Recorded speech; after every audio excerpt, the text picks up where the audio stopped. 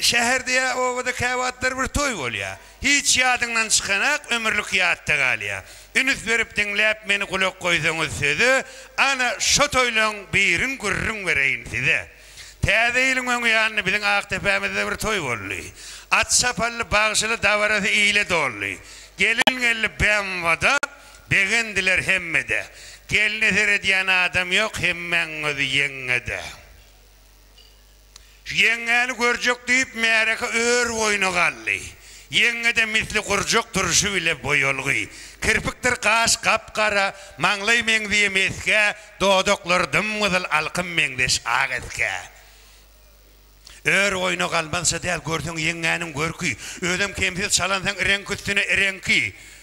Gıjakçıdır bagşynyň töweregen boşak gally. Ýagşyny görmek cennet diýip o tagtaly sabır bagşam ýerinden gally.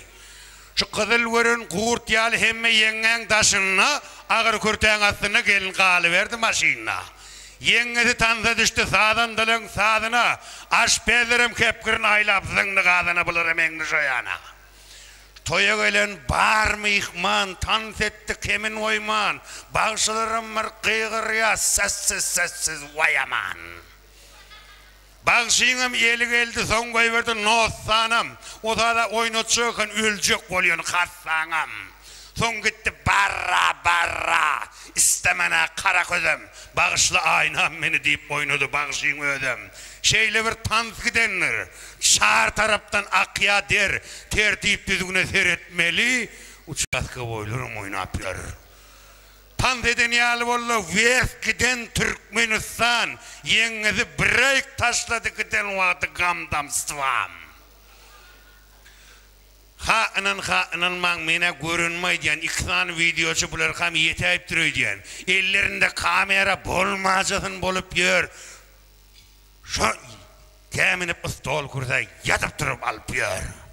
Kellesi göçtü sallaklaň, telpege agan dullaryň tan saýnaşyp daşynda bir ýeňe çendro pullaryň. Soňa baka beýlenen erkeklerim as. Erlerini gabanyp aýallaram tutdabas.